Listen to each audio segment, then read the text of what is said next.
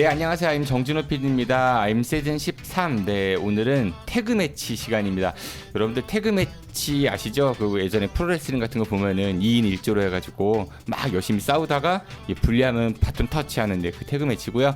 오늘 태그 매치 4분 모셨습니다. 먼저 국민의힘 분들이십니다. 네, 국민의힘 대전시당 대변인 역임하셨고요. 네, 지금 일반 당원이라고 하셨죠? 아니요, 다시 대변인 하고 있습니다. 아, 다시 대변인 하고 있어요. 네, 저희 아는 것입니다. 오랜 패널이십니다. 네, 김태형 대변인 나오셨습니다. 어서 오십시오. 네, 안녕하세요. 알비백했습니다. 반갑습니다. 네, 그리고 네, 대전 그 국민의힘 대전 현역 중에 젊은 분 2분밖에 없어가지고 방송 상대적으로 많이 나오시는 분입니다. 대전 동구의 박철룡 의원 나오셨습니다. 어서 오십시오.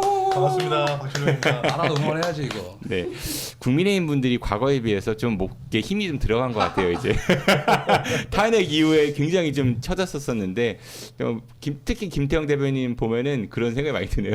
다 합당하다 보니까 시너지 효과가 좀 많이 나는 것 같습니다. 네, 그래요. 그리고 진보 진영에 두 분 나오셨거든요. 저희 아는 것입니다만 올해 함께 하신 분들이시죠. 먼저 남가연 정의당 대전시당 위원장 나오셨습니다. 어서 오십시오. 아, 네, 안녕하세요. 정의당 남가연입니다. 반갑습니다. 네, 그리고 전 대전시당 위원장이시고 지금 유성을인가요?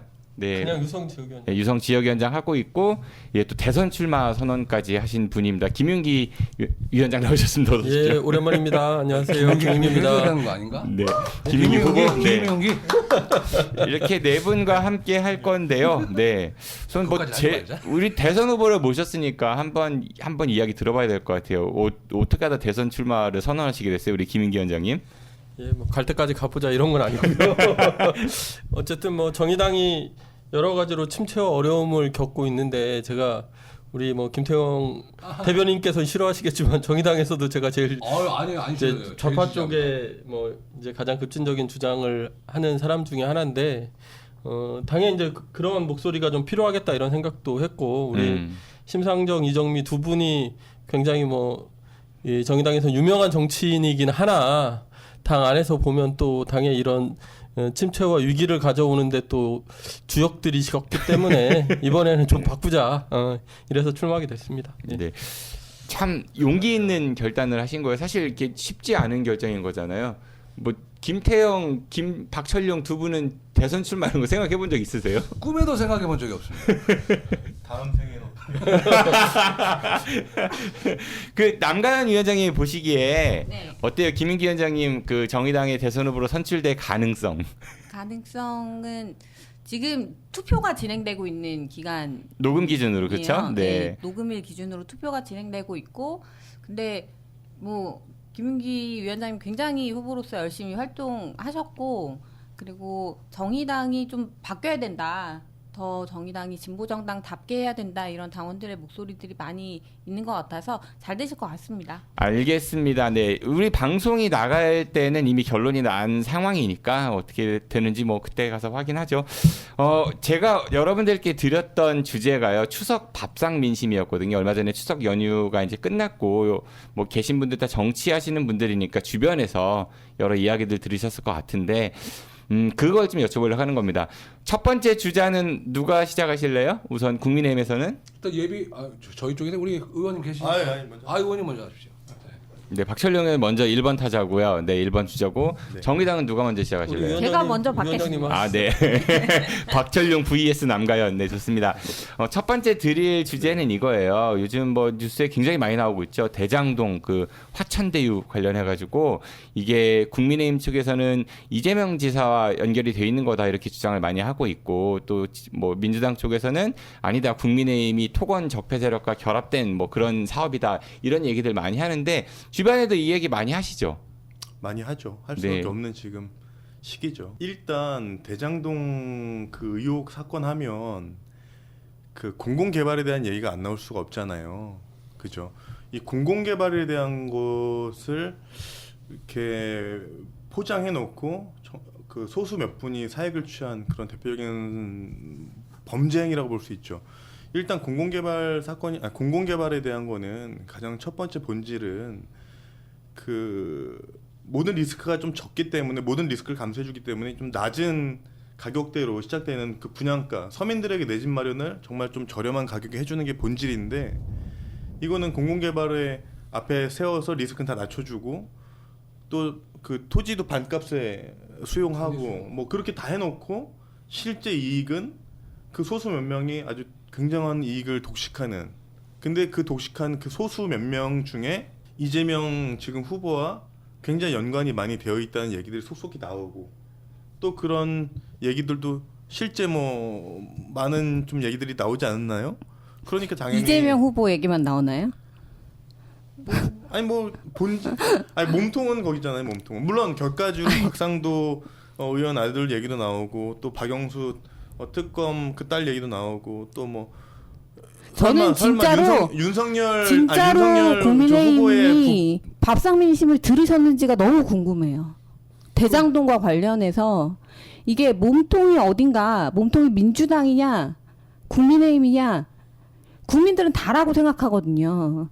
이게 공공개발의 문제라고 하셨지만 공공개발 안 하고 민간개발했으면 그렇게 엄청난 수익을 가져간 세력도 없었겠습니까? 아니요. 그 공공개발의 문제가 아니고 개발을 하는 데 있어서 권력을 가지고 있는 사람들이 어떻게 했는가, 여기에 대해서 국민들이 분노하고 있는 거거든요. 근데 이게 민주당 책임이다, 국민의힘 책임이다, 이렇게 서로 떠넘기면서 아니요. 싸우고 그 있는 전에, 모습에 그 지금 전에 있던 거에 대해서 제가 뭐 우리 쪽엔 잘못이 없어 이런 얘기를 하는 건 아니. 대장동 의혹만을 보고 지금 얘기를 하는 거죠. 본질로 따지면 그 전에 뭐 그러면 뭐 다 뭐야 박정희 때부터 얘기하죠. 뭐 그렇게 따지면 대장동만 두고 봐도 그렇다고 하는 거예요. 그래서 국민의힘이 이 문제를 바라봤을 때 굉장히 뭐 정치적으로 접근해서 이게 정말 민주당의 문제, 이재명 후보의 문제, 이렇게 공격하고 있는 것, 이런 것들이 국민들로부터 하여금 이게 정치가 달라지질 않는구나. 정치에 대한 근데 불신. 물론 이런 뭐 정의당에서 지적하는 부분이나 뭐 저희 당에서 고민하는 그 논점이 다르지는 않아요. 이런 부분은 좀 다를 해봐야죠. 거요. 많이 다를 거요. 일단 얘기하세요. 그렇지만 이제 시장이 위축돼서는 안 된다. 저는 이렇게 보고 공공개발로 이게 지금 민주당 진보정당에서 늘 주장하는 게 민간 개발은 굉장히 사익을 추구하고 나쁘고 고분양가로 국민들에게 피해를 주는 이미지를 취해왔고, 그리고 공공개발은 굉장히 저렴하게 국민에게 좋은 이미지를 취해왔어요. 민주당 및 진보정당에서. 그런데 실제 상황을 들여다보면 공공개발이라고 해서 정말 깨끗하게 잘하고 있는 대도 있겠지만 그 아닌 게 대부분이었어요. 일단 대장동 이 사건도 공공개발이라고 해서 실제적으로 그 분양가, 민간 개발이 했던 그 분양가가 평균 그 지역에 한 1,500 정도 했다고 하는데 이 대장동 이 공공개발 그 화천대유에서 했던 건 한 2,200 정도 됐어요. 굉장히 비싸요. 리스크도 낮음에도 불구하고. 이런 것처럼 그런 이미지 작업은 저는 과거 진보정당이나 우리 보수정당의 누구의 책임도 아니라는 거죠. 개발의 환수를 어느 정도 이제 좀 따져봐야 될 것 같아요. 민간 개발한다고 해서 무조건 다 이익이 나는 것도 아니고 사실 그럴수록 리스크가 많으니까. 근데 이번 케이스 좀 다르죠. 그러니까 개발 환수에 대한 어떤 법적인 어떤 그런 법령이라든가 이런 것들을 적절히 섞어서 조절하는 게 더 좋다고 봅니다. 그렇다고 해서 이번 사건을 계기로 민간 개발을 다 원천적으로 봉쇄한다면 그것도 사실 말이 안 되는 부분이 있는 거고요. 그러면 국민의힘도 공공개발에 있어서는 개발이익 전액 환수해야 된다, 이런데 동의하시는 겁니까? 말이 안. 그럼 민간 개발을 누가 아니 공공개발이라고 말씀드렸잖아요. 공공개발 같은 경우, 네. 그러니까 민간 같은 개발이기 때문에 환수는 어느 정도 필요하고 보고요. 근데 공공개발 같은 경우도 사실 이게 문제점이 많은 게 정확히 얘기해 주세요. 돈이 많이 들어가요. 아니 잠깐만. 어떻게 돈이? 아니 왜? 네. 공공개발이라고 해서 환수를 안 하고 민간개발은 전액 환수, 그런 취지의 말이 아니고요. 잘 보세요. 지금 공공개발이라고 해서 주도 가운데 낀 게 그 성남도시개발이에요. 성남도시개발공사예요. 근데 성남도시개발공사가 어느 정도 환수를 해서 돈을 벌었어요. 물론 그게 성남도시개발공사가 번 거지 성남시민한테 간 게 아니잖아요. 똑같이 환수를 해도 깨끗이 하자는 거예요. 성남도시개발공사 환수해서 다시 성남 시민에게 재투자하는 건 있겠지만 실제 여기에서 성남 도시개발이 이익을 보고 민간 투자자 화천대유랑 청와대녹인이 이익을 봤잖아요. 실제 성남 시민들은 이익을 전혀 못 본 거예요. 오히려 더 고급화가 더 비싼 가격에 분양을 했고 오히려 임대 부지까지 빼앗겼어요. 그런 걸 따져서 잘못된 걸 묻자는 거지. 아니 그러니까 제가 말씀을 드리는 건 지금의 그 대장동 개발이 잘 됐다고 말씀드리는 게 아니고, 이게 잘못된 공공개발의 사례라고 하면 제대로 된 공공개발을 하고 그 공공개발에서 발생하는 수익들을 전액 이익을 환수할 수 있는 제도의 마련 이건 필수적이지 않는가라고 국민의힘에 말씀을 드리는 거예요. 이 정도까지는 동의해 주실 수 지금 말씀하시는 거 보면 뭐 다 할 수 있겠구만요. 대장동이 5,900호잖아요. 그러면 1조의 수익이 나면 가구당 1억 7천에서 8천 정도를 부담한 거예요. 그러니까 수익이 갑자기 하늘에서 떨어지는 게 아니죠. 그럼 땅값이 1조 원이었다고 치면 이걸 국채를 발행하는 거죠. 그리고 이자 부담은 들어온 입주민들한테 시키는 거예요. 그러면 애초부터 개발 수익이 안 나는 방식으로도 할 수 있어요. 그러니까 뭐 돌려주고 말고 할 것도 없는 거죠. 그런데 국가로 보면 국채 발행을 했다 하더라도 땅을 소유하게 되는 것이기 때문에 그게 완전히 손해거나 뭐 이렇게 얘기할 수만도 없거든요. 그러니까 공공개발은 개발 방식 자체를 바꿔야 돼요. 중간에 뭘 끼면 안 돼요. 자본주의의 근간을 흔들립니다. 이제 땅을 국가 자본주의의 근간이 흔들리면 어때요? 아니 시민들이 잘 살면 되는 거지. 자본주의의 근간을 흔드는 게 뭐가 문제예요, 도대체? 아니 모든 땅은 뭐 국가가 다 소유하지 뭐. 저는 모든 땅이라고 하지 않았어요. 공공개발이라고 이야기했고 LH가 개발한 택지에 대해서 민간에 안 넘길 수 있는 방식이 있다는 거예요. 그걸 부인하시면서 말이 안 되죠 이게. 국가가 부정한 게 사들이는데 그게 왜 문제예요? 아니 민주주의 자본주의에 대한 근간을 흔들어. 아니 무상몰수하는 게 아니잖아요. 돈 주고 사들이는데 왜 국가가 돈으로 토지를 사들이는 게 왜 자본주의의 근간에 대해서 그렇게 그렇지 하는 않게 나라들이 보이는데 있어요. 자본주의 그러면 국가도. 그렇게 되면 국가의 부채는 또 얼마나 늘어나겠습니까 이게. 아니, 모든 거 다 그렇게 공공개발을 하다면. 대장동 사건의 문제점을 지적하는 과정에서 우리는 공공개발과 민간이 합작돼서 여기서 잘못된 문제가 대표적으로 드러난 사건이기 때문에 이 사건에 대한 걸 수사하자 깨끗하게 수사하자 뭐 지금 검찰과 경찰이 수사하고 있기 때문에 그걸 지켜보고 하자 이런 거랑 이제 우리가 좀 민주당이 좀 상충되는 거고 우리는 꼭 깨끗하게 특검을 통해서든 아니면은 국감을 통해서 다 수사하자는 입장이고 그 잘못된 거를 좀 바로잡자는 건데 검찰 같은 경우에는 현 정부에 지금 다 앞에 있는 사람들이 검찰 관계자 깊은 개입이 되어 있으니까 막말따로 우리 그 압수수색 할 때도 압수수색 전날 화천대유에서 밤 12시까지 다 증거인멸하는 그런 장면들도 연출됐고. 아니 저희는 특검 자체에 대해서 반대하지 않아요. 그래. 근데 문제는 맨날 이런 식으로 두 당이 맨날 이런 식으로 서로에게 문제가 있을 때만 이런 주장을 하고 자기들의 문제 있을 때는 받아들이지 않잖아요. 그 뭐 그렇게 싸우고 문제 있다 받았다는 얘기예요. 그래서 네? 언제 받아들여야 받아들여졌는데요?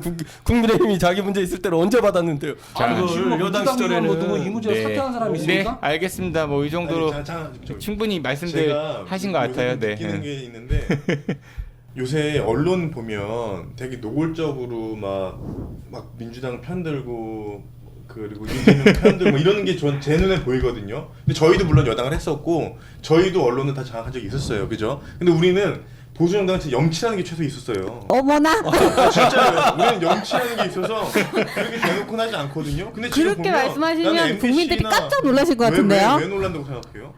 저희는 정말 염치가 없구나 이렇게 염치가 생각하시지 있기 않을까? 때문에 우리는 그렇게 안 했다니까요. 네. 별로 좀 동의하기 어려운데. 염치가 있어요. 근데 지금 민주당이 하는 행태나 저들의 정권 잡고서는 다 하는 거 언론을 펼치고 동의해요. 민주당이 그렇게 엄청 하고 있는 거 염치가 동의하는데 국민의힘이 더 염치 있었다 이렇게 얘기하지는 마세요. 민주당이 지금 뭐 이제 개혁이라고 내걸고 있는 검찰개혁, 언론개혁 다 문제 얼마나 있고 어려운지요, 그렇게. 자신들이 유리한 대로 다 끌고 가고 있다고 저도 생각하고 비판하는데 뭐 국민의힘하고 다르다고 생각하진 않아요. 아니, 그러니까 우리는 저도 선출- 첫 번째로 어쨌든 오늘 밥상 민심이잖아요. 첫 번째로 드리고 싶은 말씀이 그거였어요. 정말 국민들이 정치권을 모렴치하게 보고 있는 것은 지금 더불어민주당이 하고 있는 말들, 하고 있는 행태, 국민의힘이 하고 있는 말들, 하고 있는 행태들이 너무 진짜 모렴치하지 않고서는 이렇게 할 수 없다 이렇게 국민들이 보고 있다는 거거든요. 제가 이번 추석 때 저도 고향에 가서 우리 중학교 동창들, 고등학교 동창들, 초등학교 동창들, 중학교 동창들 만났거든요. 만났는데 거기서 제가 뭐 하는지 다 알잖아요. 제가 정치권에 있고 정치를 하고 있으니까 애들이 다 알아요. 그래서 그 전에 명절 때나 그 전 명절 때는 제가 조금 눈치를 본 것도 없지 않아 있었고 그런데 이번에는 저희를 지지하지 않고 민주당을 지지했던 친구들조차도 해도 너무한다는 얘기들 막 서로 나와서 전 개인적으로 굉장히 분위기 좋았거든요. 그 대표적인 예가 지금 이 소상공인들이 심각함이 어느 정도인지 아세요? 근데 이번에 재난지원금 5차 재난지원금 뿌릴 때도요. 아니 일반 월급쟁이들 공무원 또 저기 공공기업에 다니는 사람들 그런 사람들한테 나눠주는 것 자체가 의미가 있나요? 자, 정말 일단은 엄청난 심각한 상황 주제에서 약간 벗어난 것 같으니까 네, 그 정도로 얘기하죠. 네, 아마 굉장히 심각한 들으시는 분들께서 네, 뭐 충분히 각자의 입장을 잘 전달 받았을 것 같아요. 제가 이제 첫 번째 주제 던져드리고 가만히 이렇게 보니까 느낌이 우리 박철룡 의원님이 상당히 이제 말빨이 좀 세졌다. 과거에 비해서 네, 상당히 흐뭇합니다. 처음에 굉장히 수줍어하셨거든요, 많이. 근데 톤도 많이 올라가고, 근데 동현 씨가 기운 나지. 파이팅이 그러네요. 네. 싸워. 네. 매번 민주당, 정의당, 진보당 저 이렇게 있으니까 엄청 힘들었거든요. 그래요. 네. 제가 무슨 말하면 이렇게 싹 오면 주눅되고 위축되고 이러는데 두 번째 주제 드려볼게요. 뭐 민주당 쪽 얘기했으니까 두 번째는 이제 국민의힘 쪽 관련인데 윤석열 후보를 두고 뭐 일일 사과한다, 뭐 말실수한다 이런 얘기부터 해서 뭐 홍준표 후보하고의 그런 이제 갈등도 많이 표출되고 그러거든요. 일단 정의당에서 보시기엔 어때요? 국민의힘의 그 두 후보에 대해서 그리고 또 이제 주변 분들 뭐 민심에 대해서는 어떤 얘기 들으셨나요? 윤석열 후보는 진짜 한 번도 경험하지 못한 나라를 보여주시려고 하는 것 같고 그래서 좀 사회화가 필요한 게 아닌가. 검찰 안에만 너무 있다 보니까 세상을 몰라요 이분이. 그리고 그 홍준표 후보는 좀 근대화가 필요하다 이런 생각을 하는데 이분이 뭐 특히 뭐 여성관부터 시작해서 노동관 이런 거 보면 거의 뭐 자본주의 좋아하시는데 자본주의 이전 분 같아요. 그러니까 현실화 좀 됐어요. 현실화. 누구 지지하신다고 했죠? 김태형 대변인님은? 저는 홍준표 후보 지지한다기보다는 홍준표 후보가 이긴다고 보는 겁니다. 아, 지지하진 않아요? 네, 저는 어차피 뭐 마음속으로 하거나 유승민 후보를 지지하고 얼마 전에도 뭐 같이 뭐 식사도 하고 했었는데 근데 안타까워요. 유승민 후보가 솔직히 말씀드려서 이제 그분은 유승민 후보는 안 된다. 기타리스트가 되지 않을까 싶고 근데 이제 홍준표 후보를 지지하는 이유 중에 가장 큰 거는 뭐냐면 지지한다는 얘기네요. 어떻게 보면 유승민 후보를 지지했었지만 홍준표 후보를 지지한다 아니, 이렇게 거기가 이길 것 같아서. 그런 거네. 뭐 어떻게 할 수 없죠. 네, 좋아요. 예. 홍준표 후보가 이길 것 같은 이유는 그리고 윤석열 후보가 좀 어려운 이유는 지금 30만 그러니까 이준석 대표가 취임하고 난 다음에 30만 명 정도가 당원이 배가가 됐어요. 근데 그 중에 한 20만 명 정도는 아마 이제 지방선거 앞에 있다 보니까 이제 아마 동원이 좀 된 거고 그 10만 정도가 진성으로 들어온 당원들이거든요. 그 30, 40 특히 2030서부터 그 표가 어마어마합니다. 지금 윤석열을 지지하는 어떤 그러니까 전 윤석열 후보에 좀 걱정스러운 게 뭐냐면 그 주변을 둘러싸신 분들의 어떤 이런 그 모습들이랑 그 옛날처럼 또 당협위원장들이 야 나 여기 깃발 여기 꽂았어 야 이쪽 가 이거 안 됩니다 이제는. 네. 그래서 아마 그 10만 표 아니 15만 표가 아마 이번에 향방을 가르지 않을까 좀 이렇게 좀 지켜봅니다. 그 표가 저는 홍준표 쪽으로 간 것 같기도 하고요. 왜 홍준표 쪽으로 간다고 보세요? 그러니까 사이다 발언이겠죠 아무래도 이준석 그 대표가 어떤 그런 그 뭐랄까 그 페미니즘과 관계됐던 어떤 그런 걸 인기를 많이 끌었지 않습니까? 아마 좀 2030 세대들이 저희 당 특히 이번에 들어오신 그 신입 당원들께서 거기다 지지를 많이 보내시는 것 같아요. 제가 또 이렇게 뭐 인터넷이나 이런 데로 찾아봐도 그렇고 그러니까 앞에서 실질적으로 보이는 분은 윤석열이에요. 제가 봐도. 근데 또 이제 다른 세계에서 들어가 보면 또 홍준표 세도 만만치가 않고 그렇게 봅니다. 그 박철영 의원께서는 누구 지지하세요? 저는 윤석열 지지합니다.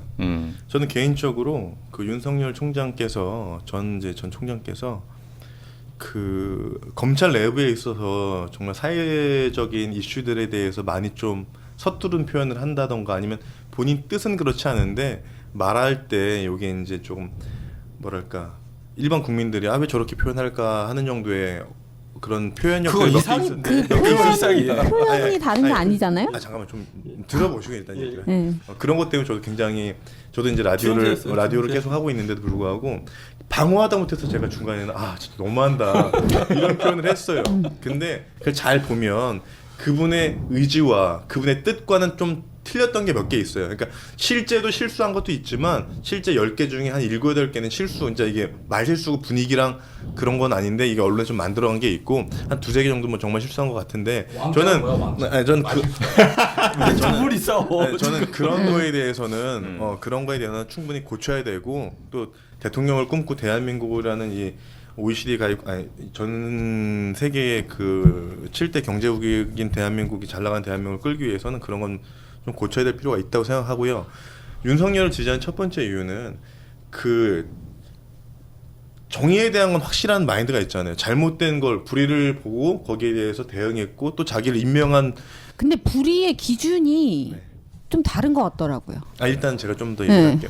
불의를 보고 참지 못하는 그 정의감 그걸 굉장히 높게 샀고 또 저희가 뭐 정치 쪽에 오래 있던 건 아니지만 저는 이명박 때 박근혜 때 또 문재인 뭐 이런 저 민주당 쪽 저 후보들 말고 저희 쪽 후보들을 봤을 때 좀 될 만한 사람들은 나름대로 그 후광이라고 해야 되나 뭐 그런 게 좀 있었거든요.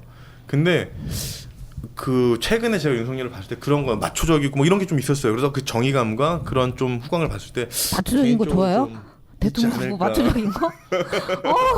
너무 표현이 네, 저질했나요? 남가연 대변님 아까 위원장님 아까 그 말씀을 주셨었는데 정의감 하길래 저도 하나 질문 그 생각이 나가지고 그 장제원 의원 아들 관련한 사건 났을 때 그 캠퍼스에 이제 그만두겠다고 했을 때 반려했다고 알려져 있잖아요. 그래서 뭐 부모의 자식의 그런 과오가 꼭 부모한테까지 연계될 필요는 없다 이런 얘기도 하셨고 그럼 우리가 또 연상이 되거든요. 안 될 수가 없거든요. 조국 전 장관하고 그래서 좀 기준이 다른 거 아니냐 이런 지적들도 할 수 있을 것 같거든요. 일단 그 장제원 의원 아들에 대한 문제는 제가 저번 주에 방송에서 얘기했던 게 있는데 저는 부모가 책임져야 된다고 봅니다. 저도 지금 4명의 자녀를 키우고 그러니까 지금 의원님의 말씀을 여쭙는 게 아니라 네. 그러니까 윤석열 후보께서 정의롭다라고 말씀을 주셨는데 그 기준이 좀 모호한 거 아니냐라는 지적인 거죠. 저는 조국 딸을 그렇게 욕하고 싶은 생각은 없어요. 심지어는 저는 이제 그 문재인 대통령 아드님에 대한 것도 그 우리 당에서 말하는 것도 별로 좋아하지는 않는데 왜냐하면 전 분리된다고 봐요. 근데 조국 같은 경우에는 미성년자였고 부모가 그 조민에 대한 어떤 영향을 많이 행사한 걸로 지금 드러났지 않습니까? 수사 과정에서. 노예 같은 경우에 이제 본인이 그 부모와는 별 상관없이 본인이 사고를 친 건데 이것까지 이제 모든 걸 다 결부시켜서 간다는 거는 좀 다른 문제가 아닌가 좀 싶습니다. 이 부분만큼은. 아니, 그러니까 저는 이래서 욕 먹는 거라고 생각하거든요. 아니 조국 때는 그렇게 난리를 치더니 이제 분리해야 된다고 얘기를 하시면 저는 그게 맞다고 생각해요. 근데 저는 일관되게 그렇게 생각하고 그럼에도 아니, 불구하고 조국은 다른 문제로 안 됐던 거고. 근데 이거를 자꾸 그런 식으로 이중잣대를 대시면 안 되죠. 틀린 거잖아요. 이중잣대, 내로남불 국민들이 그렇게 바라보고 있는 게 문제라는 거예요.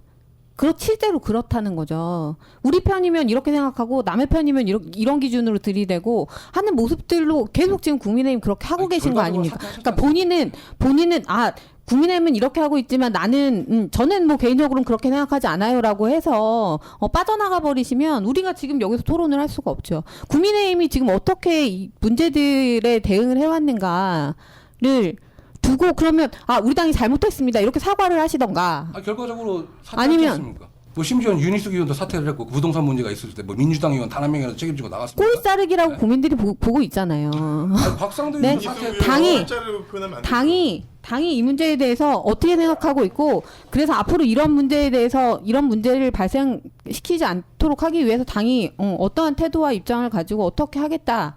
그리고 뭐 아까 뭐 우리 부동산 얘기 많이 했지만 그럼 앞으로 공공개발을 잘할 수 있게 하기 위해서 어떻게 하겠습니다. 이런 얘기가 아니고 다 뭐 민주당 잘못했다, 뭐 누구 잘못했다 하는 거에만 몰두해가지고 결국은 근데 결론은 또 엉뚱한 방향으로 튀어서 공공개발이 잘못됐다? 이렇게 얘기하면 국민들이 아이고 지들은 뭘 그렇게 잘했다 이런 얘기 하지 않겠어요? 그리고 이 문제의 시발 자체가 저희는 저는 100%다 공공개발로 가야 되는 그 문제 자체가 잘못됐다고 봐요. 왜 그 공공개발로 아니 제가 100% 공공개발을 하자고 말씀을 드린 게 아니에요. 문제가 있고 그리고 그 민주당이나 정의당에서 자꾸 그 MB 아, 역시 좀 마세요. 민주당이나 정의당이나 네. 하지 말고 민주당이면 민주당, 정의당이면 정의당 이렇게 MB 시절에 해주세요. 예. 뭐그 LH 그 발언 그 워딩을 빌려가면서 자꾸 LH에서 빠지라고 했다. 돈 되는 거는 공공기관을 빠지라 뭐 이런 식으로 하는데 그 취지가 그게 전혀 아니었음에도 불구하고 그런 워딩 갖다가 장난치고 그걸로 몰아가고 이런 거 워딩 갖다 장난치는 게 아니고요. 국민의힘이 정권을 가지고 있던 시절에 공공성이 유지돼야 되고 공공개발을 해야 되는 사업들에 대해서 굉장히 많이 그걸 민간의 영역에 팔아치웠고 그 이익들을 퍼다 준 거 사실이지 않습니까? 근데 시점이 말씀하실 때 선생님처럼 말씀하시는데 똑같은 당이에요. 정의당도 무슨 소수 정당이라고 어떤 뭐 잘못이 없고 이게 아닙니다. 하세요. 네? 누가 잘못이 없다고 그랬어요? 저희 잘못 하세요. 있죠. 저희가 잘못 하세요. 있는데 자, 저희가 잘못이 있는 건 그 작은 정당, 작은 정당. 자, 그러면 안 우리 됩니다. 우리 공공개발 해야 입장을 됩니다. 얘기하는 거지, 우리가 아, 무슨 라고 말이에요. 얘기했지만 있으면 저 계속 얘기할 수 있어요. 아싸리. 자, 그래요. 뭐 정의당 얘기 나왔으니까 정의당 얘기로 좀 넘어가 볼게요. 정의당 너무 요새 어렵거든요. 보면은 그 제3 세력으로서 좀 성장할 것인가라는 기대가 있다가 폭삭 그게 이제 사그라드는 것 같아요. 국민들로부터 많은 지지도 받지 못하고 있고 그 가운데 또 우리 김민기 위원장께서는 정의당의 대선 후보가 되겠다라고 출마 선언도 하셨고 일단 정의당은 어떻게 보세요? 일단 국민의힘 두 분. 좀 삼정당이 저도 삼정당 생활 해봤잖아요. 좀 많이 좀 국민들한테 관심을 받았으면 좋겠고 또 좀 아시겠지만 저도 좀 이쪽 대전식당 쪽에 몇 분 친하신 분이 계셔서 가끔 소주 한잔 하면서 정의당은 뭐가 문제니까 그분께서 하시는 말이 재밌는 말씀 하시더라고. 낮에는 정의당, 밤에는 민주당. 이게 뭔 말인지 잘 모르겠으나 좀 그게 좀 정의당의 문제가 아닌가. 나름대로 해석해 주십시오. 저는 그 지난번에 이제 그 뉴스 이슈 중에 그 정의당 대권 후보 그 얘기가 좀 나왔었어요. 그랬더니 가장 큰 문제는 국민들 관심이 없어요. 왜 관심이 없냐? 제가 생각해 보니까 국민들이 그나마 2016년도 막 이때 좀 지지를 많이 해줬었잖아요. 근데 그 지지 청년들에 대한 지지가 있었음에도 불구하고 그거를 그 지지 10% 넘는 인기가 있을 때 너무 좀 오만하지 않았나. 마치 자기네들이 우리가 정하면 그대로 간다. 그때 당시 민주당과 그때 새누리당의 캐스팅 보트 역할을 하고 있기 때문에 우리가 정하면 정한 대로 간다. 뭐 이런 오만 좀 있지 않았을까. 그래서 지금은 국민들로부터 좀 많이 그 결국에 지난 잊혀져 총선 때 있는 당했잖아요. 이제 제가 얘기할게요. 예. 아니 뭐 저는 그 오만했던 건 아니고 사실은 뭐 잘못이 있었죠. 그게 뭐 저는 오만은 아니라고 생각하고 다만 이게 국민들이 정의당에 대한 기대치가 있었던 것은 사실 이제 민주당보다 더 진보적이어야 하고 민주당이 생각하는 것보다는 다른 세상을 이야기해야 되는데 이제 그 즈음이 그랬던 거죠. 그러면서 뭐 이제 선거구제 개혁 이런 거에서 사실 뭐 민주당 눈치를 본 게 있었고 그러면서 이제 조국이나 이런 문제들에 대해서 정의당답지 못한 입장들이 나온 거죠. 사실 그 전에 데스노트 이런 것과 관련해서는 정의당이 충분히 자신의 입장을 설명할 수 있는 범위 안에서 그런 일들이 이루어졌었고 그게 사실 국민들의 기대와 좀 다르다 하더라도 정의당은 원래 그런 당이야 이렇게 되면 저는 뭐 그게 크게 타격이 없었다고 생각하거든요. 근데 이제 그런 문제들이 있었던 거고 그래서 이제 당이 이제 어려워지는 데는 정의당이 진보정당답게 활동하지 못했던 측면들이 저는 크다라고 하는 것은 뭐 충분히 인정을 합니다. 그리고 이번 대선에서도 정의당 내부의 논쟁은 이제 그런 면으로 흐르고 있는 거죠. 그래서 아까 이제 현실적이 되어야 된다 이렇게 말씀을 하시는데 진보 정당이 현실적이 돼서는 존재 이유가 없는 정당이에요. 두 당이 충분히 현실적인데 우리가 뭘 더 현실적인데 숟가락을 얹습니까? 현실 맞습니까 저희가? 네. 그 기준이 달라서 그 기준을 거부하고 계시기 때문에 이게 현실적이지 않다라고 이야기하는 거지. 우리가 갖고 있는 프로세서는 충분히 현실적이에요. 구체적이고 현실적이고 지금의 구조에서도 충분히 실현 가능하고 우리가 집권하면 다른 구조가 될 건데 다른 구조가 되면 더더욱이나 현실 가능해지는 거죠. 진보정당이 현실적이지 않다라는 얘기는 20년 전에도 있어 왔던 얘기고요. 근데 다만 진보정당은 현실적이지 않다라고 여겨지던 것들을 현실로 만들어가는 사람들입니다. 지금은 무상급식 현실적이지 않아요?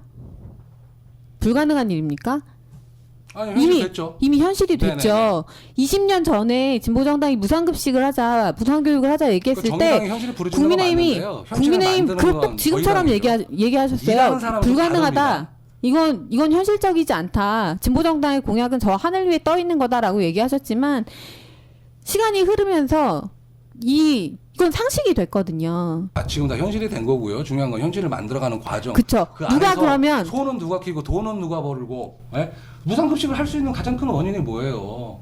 돈이 있어야 하는 거잖아요. 그만큼 국가가 돈은- 부강이 됐지 않습니까? 많이 돈을 벌고 돈은 말로 벌어요. 그러니까요. 노동자들이 일해 버는 돈은 거죠. 정치인이 벌었습니까? 예. 일하는 아니, 노동자들이 그런 벌었죠. 아니 지금 좀 의석 많고 권력 있다고 그런 식으로 말씀하시면 안 무슨 돼요. 돈을- 같이 말씀하는 게 무슨 아니라요. 국가를 부는 국민의힘이 이룬 것처럼 말씀을 그게 하세요. 오만한 아니, 거예요. 저희의 가치가 그런 거 아니겠습니까? 저희의 가치가 경제 성장. 저희 가치가 오만함입니까? 지금까지 예. 뭐 50대, 60대, 70대 계신 분들 그분들이 열심히 일해서 여기까지 온 건데 그걸 지금 누리고 있는데 그분들에 대해서 그렇게 해서 뭐 만든 뭐, 나라가 예. 하루에 7명씩 산재로 죽고 노인은 제일 가난한 지금 나라고. 소상공인들은 안 죽습니까? 기업체 사장들은 자살 안 하고요? 소상공인들 그 말도 안 되는 말씀 좀 하지 마세요. 챙기셨어요? 그 그렇게 해서 대기업들이 민주주의 골목 막가게 가서 골목지출하고 할 때 그거 아니, 제대로 챙기시고 막고 안 되고 막으셨냐고요? 건설 현장에서 차 지금 이 나라 밀리면서 누가 이렇게 막습니까? 만드셨냐고요? 말이 안 되는 거좀 정신 좀 차리세요. 그렇게 권력을 갖고 요즘 의리감이에요. 있었으면서 책임지려고 하는 건 하나도 없으세요. 그렇게 요즘 사장들도 다 죽습니다. 남탓하세요, 사장들만. 어떻게. 어떻게 자, 의리가 아유. 그만들 하시고요 이제. 네. 들어보니까 그 뭐 세상에 100대 빵은 항상 없잖아요. 항상 100대 빵은 없는데 좀 답답하다는 생각이 드네요. 두 분 양쪽 얘기 듣다 보니까 정치라는 게 사실은 서로의 의견을 내고 그 안에서 뭔가 합의를 이뤄내 갖고 나가는 그런 과정인 거잖아요. 근데 보면은 서로 듣는 준비가 좀 덜 돼 있는 게 아닌가, 저는 좀 그런 생각이 들기도 하고. 네. 싸움을 붙이신 분이 그렇게 얘기하시면 그래서 아주- 이렇게 얘기하는데 아니에요? 그래서 아주 흐뭇해요. 네. 우리가 이제 이 대전 쪽 이야기를 하니까 아무래도 대전시장 얘기해야 될 것 같아요. 내년에 지방선거, 그 대선 이후에 바로 지방선거 있으니까 어떻게 전망하십니까? 대전시장 그리고 주변에서는 어떻게들 이야기들 하시나요? 우선 정의당은 후보 내시나요? 지금 여러 가지를 지금 고민 중에 있습니다. 본인 아직 이름은 한번 결정은- 거론됐더라고요, 언론에. 네, 결정이 난 건 아니고요. 네, 고민을 하고 있습니다. 아직 결정된 바는 없고, 국민의힘은 지금 여러 명이 거론되고 있죠. 주자가 꽤 네. 많은 편입니다. 박성효 전 네네. 대전시장께서도 출마하신다고 준비하신다고 하고, 뭐 열두 이장우 뭐, 전 예. 의원, 정용기 정용기. 전 의원, 그리고 장동혁 네네. 위원장 이렇게 뭐 얘기들이 오가는데 어때요? 그 당에서는 지금 분위기는? 지금 뭐 한참 훅꽃 달아오르는 중인 것 같습니다. 다른 건 몰라도 지금 대전 시정에 있어서 전국적으로도 굉장히 못하고 있다는 게 뭐 지표상으로 나와 있잖아요. 지금 허태정 시장이 전국적인 지표상으로도 굉장히 못하고 있는 거를 대전 시민들이 인식하고 있기 때문에 우리 국민의힘에서 이거 오만한 발언이 될 수는 있지만 제 개인적인 생각이니까 그냥 참고해 주세요. 저는 우리 국민의힘에서 경선을 참 치열하게 잘 치러서 좋은 후보를 낸다면 저는 다음 대전시장은 좀 갖고 오지 않을까, 우리 국민의힘에서 갖고 오지 않을까 하는 개인적인 생각이 지금 많이 있습니다. 바뀌었어요. 네. 그러니까 이게 문제라고 생각하는데요.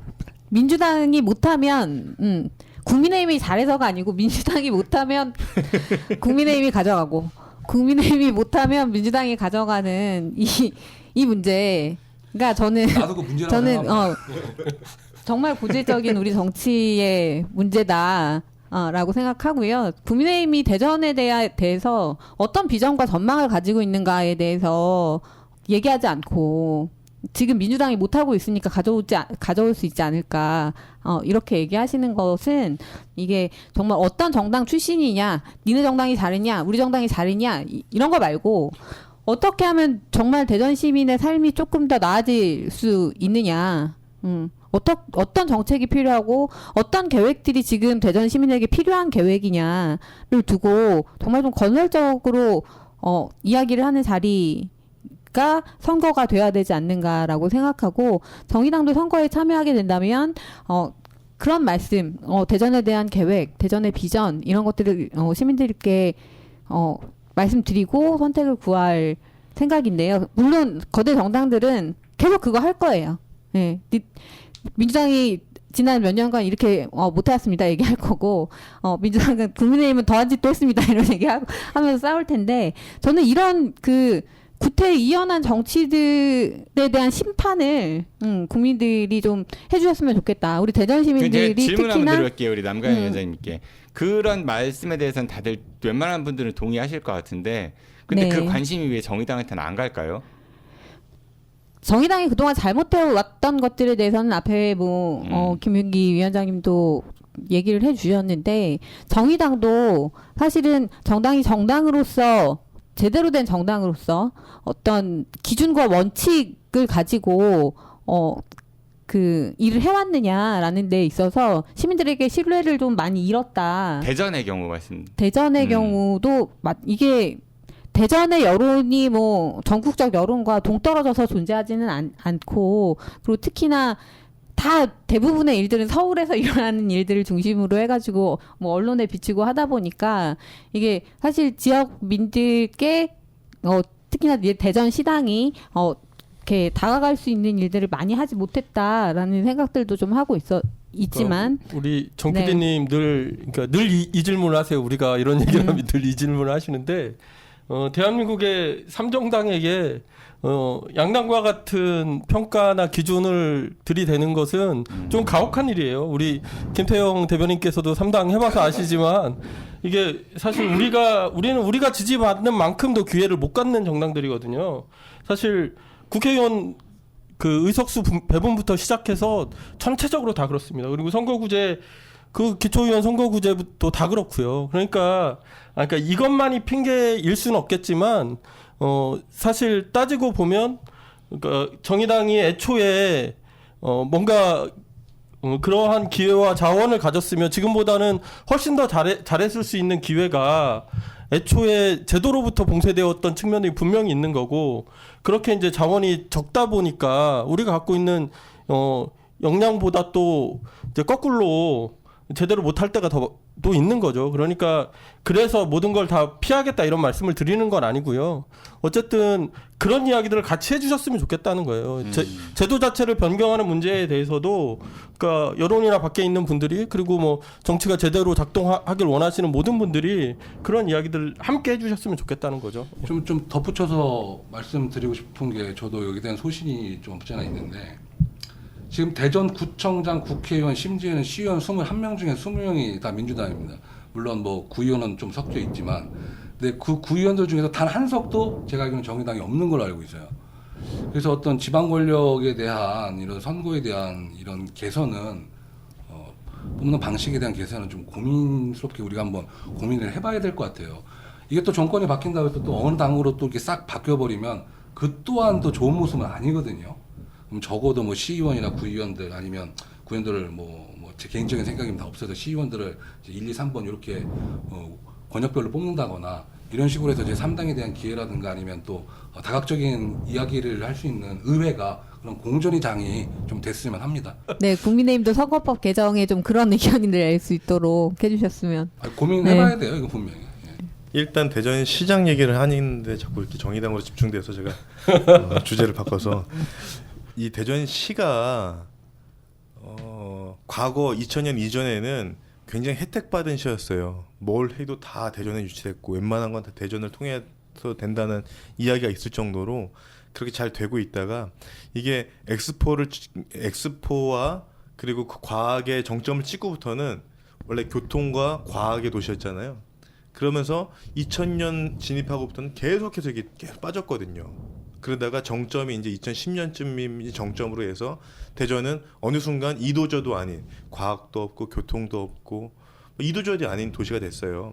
여기에 저는 정말 이제 앞으로 대전시를 이끌어갈 누군가 얘기한다면 정말 대전의 먹거리, 대전의 미래 가치를 좀 끄집어냈으면 좋겠어요. 그 예가 그래서 저는 가장 중요한 게, 대전에 기업다운 기업, 오히려 향토 기업조차도 대전을 빠져나가는 일고 있는 실정이에요.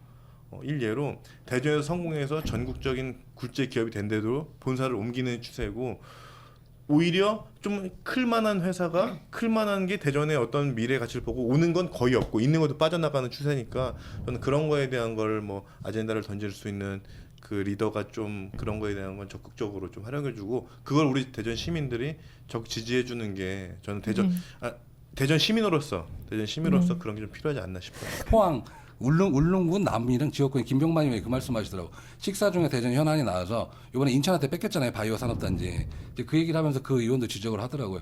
아니 이거 당연히 대전이 갖고 가야 되는데 왜 인천으로 갔냐. 그러다 보니까 송영길 의원 얘기 나오고. 근데 이런 부분도 분명히 맞아요. 근데 제가 한 말씀 더 드리고 싶은 게 뭐냐면 삼성이 돈 번다고 국민이 돈을 버는 건 아니죠. 저도 이 부분은 인정을 해요. 그렇다고 해서 여기 유성에 보면 지금 기업이 아예 없는 것도 아니에요. 근데 이 유성에 근무하시는 분들을 보면 대전 분들이 별로 없어요.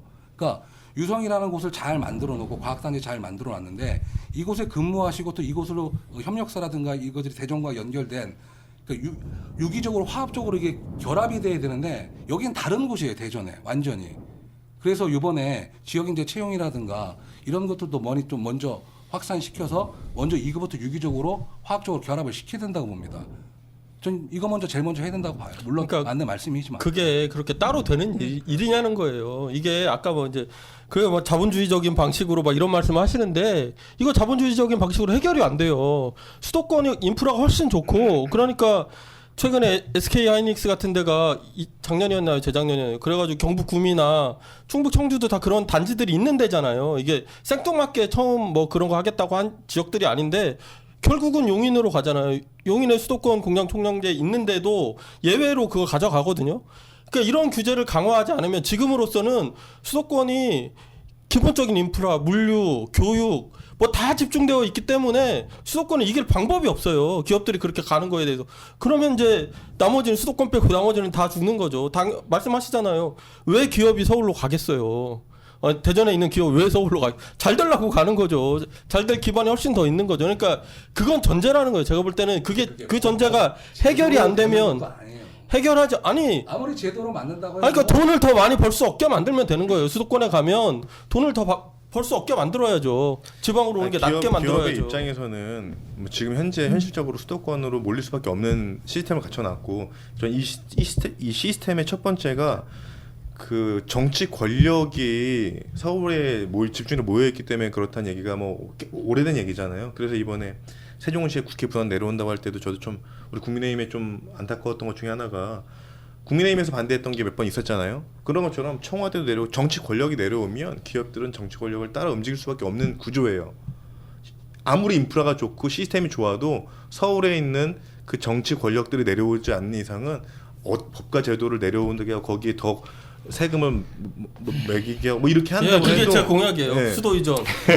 청와대, 국회, 대법원 다 그래서 정치 세종으로 권력이 이전하자. 내려오는 게 저는 첫 번째라고 보는데, 근데 근데 그 이전에 네. 지금 우리 대화 주제가 갑자기 뭐 지방 분권, 그러니까 대전시장 분위기가 어떠냐 해서 균형 발전, 뭐 수도 이전 이런 얘기로 귀결되고 있는데 대전시장이 수도 이전을 시킬 수는 없는 거고, 그렇죠? 대전을 어떻게 잘 살게 할 것이냐라고 했을 때 지난 선거에서도 보면 세종이 커지고 있고 세종으로의 인구 유출이 있고, 그래서 이걸 연결해서 메가시티의 구상 이런 것들에 대해서 이야기를 하는데 이게 너무 숫자에만 집착하고 있는 게 아닌가, 그런 생각을 굉장히 많이 좀 했었거든요. 그래서 그런 게 아니고 정말 대전의 시민들이 행복하게 잘 살 수 있도록 하는 환경을 만들어야죠. 근데 그렇게 하기 위해서 필요한 것은 뭔가라고 했을 때 그때는 전국적인 상황, 우리가 왜 대전의 혁신도시를 잘 갖고 와야 되고 혁신도시가 제대로 기능하도록 해야 되고 이 얘기를 하기 위해서는 균형 발전, 균형 개발에 대한 이야기를 하지 않을 수 없는 거고, 그래서 그런 면에서 동의가 되신다면 우리 지역에 있는 국민의힘에 계신 분들도 중앙당이 적극적으로 요구하시고 그런 변화들을 만들어갈 수 있도록 해주셔야 된다. 지금 얘기는 뭐 시장이 하나 어떤 의지를 갖고 있다 치더라도 법과 제도가 바뀌지 않는 이상은 그게 실현 불가능에 가깝지 않냐, 뭐 이런 지적인 것 같거든요. 더 중요한 거는 지금 대전시 권력 자체가 민주당에 장악을 하고 있기 때문에 이것부터 카르텔 끊어야 됩니다. 뭐 민주당뿐만 아니라 뭐 여러 가지들 많죠. 권력이 바뀌어야 근데 됩니다. 저는 그게 궁금한 게, 우리가 예전에 우리도 선거운동할 때 그랬거든요. 구, 시 모든 권력을 좀 몰아줘라. 그럼 우리가 힘을 내서 뭔가 좀 해보겠다. 우리 늘 근데 그게 안 됐었거든요. 우리가 뭔가 힘을 갖고 있을 땐 정권이 틀리다던가 뭐 이랬었는데 지금 이번에는 정권과 시, 광역, 기초 또 모든 의회, 모든 국가 자, 박철영 의원님 알겠습니다. 아니 잠깐만요. 예. 좀 생각을 듣고 싶은 거예요. 다 해서 이걸 다 잡았는데 보니까 오히려 국가에 대해서 국가의 의지와 뜻을 오히려 국민에게 우리 시민들에게 그것만 전달하고 있고 오히려 그거에 방패막이만 해주고 있는 것 같아요. 지금 현재 권력이. 국민의힘은 모든 권력을 한쪽에 몰아주십시오. 이렇게 주장을 하셨는지 모르겠지만 저희 당은 모든 권력이 한 곳으로 몰려 있을 때 절대 민주적일 수 없습니다. 이렇게 국민들에게 말씀드려 지금 상황은 왔어요. 그래요. 대전이 네. 그래요. 정확한 아니, 지점. 네. 제가 시당위원장 할 때 허태정 시장에게 당정협의회 요청했었고, 그러니까 의회가 22명 중에 21명이 민주당인데, 그런데 국민의힘에도 그때 반대했었어요. 한 명이 무슨 입 있다고 반대를 합니까? 아니요. 당에서 이제 시당 위원장들과 시장의 협의 테이블을 정기적으로 가져가자. 이게 어쨌든 시의회가 그런 구성 하에서 다른 목소리들이 들어가기 너무 힘들고, 그러니 좀 이것을 보충하는 차원의 테이블이 필요하지 않겠냐. 근데 당시에 국민의힘이 아주 실무적인 문제로 반대하더라고요. 그래가지고 그때 저는 고맙다가 아니었나? 예?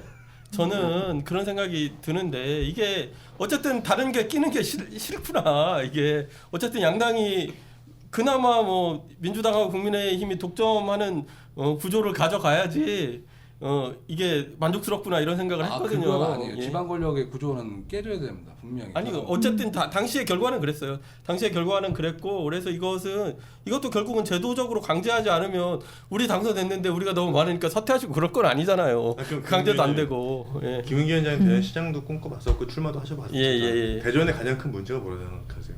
지금 현재 대전이 먹고 사는 문제에 있어서 가장 중요하게 이거는 꼭 해야 되지 않겠냐 하는 거 한 가지. 저는 그러니까 대전이 여러 가지 뭐 과학기술 도시다 이런 이야기들이 많이 있지만 결국은 그거 하나를 위해 뭘 해왔느냐 이런 게 문제죠.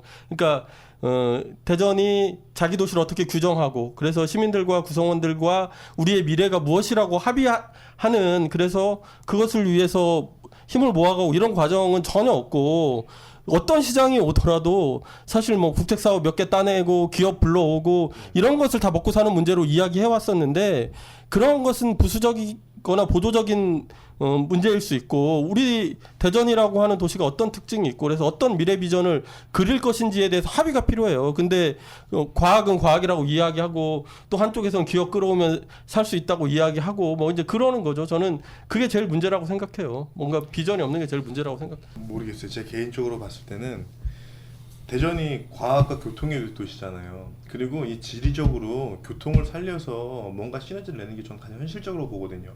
그래서 대기업을 갖고 오더라도, 대기업이 하나 없으니까 대기업 제대로 된 본사 하나 오더라도 뭔가 좀 이 지리적으로 위치해서 가장 큰 효과를 볼 수 있는 거, 여기 집중해가지고 좀 기업 유치하고 또 과학 뭐 이런 과학 의료 이런 것도 좀 우리에 맞춰서 해야 되는데 그런 시도가 전혀 없지 않아요?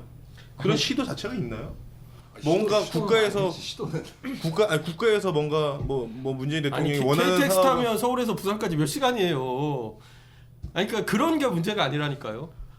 그렇게 보면 대전이 교통의 요직이기 때문에 대전으로 와야 되는 건 사람들일 뿐이지, 기업이 그 어마어마한 시스템을 가지고 있는 기업이 굳이 교통 시간 때문에 물류가 해외로 나가는 물류가 대전이 제일 좋아요? 해외. 그렇지 않잖아요. 기업은 그래. 오히려 수도권과 멀어지면 차라리 물류센터가 조성되고 되는데 이게 어정쩡하게. 자, 네, 됐습니다. 뭐 제가 드렸던 질문의 의도와 좀 보다는 더 폭넓게 얘기를 하셔가지고 후보들 얘기할까요? 차라리 대전시장 끼어들 저기가 없었는데, 민주당은 허태정 시장이 재출마를 도전을 한다고 하니까 아마 그분이 공천받을 확률이 제일 높겠죠? 그렇죠? 그렇게도 생각하시죠? 박범계 지금 장관이 출마한대요? 노리고 있다는 설이. 네. 뭐 공식적으로 출마 의사를 밝히신 분들도 많이 계시더라고요. 장종태 서구청장.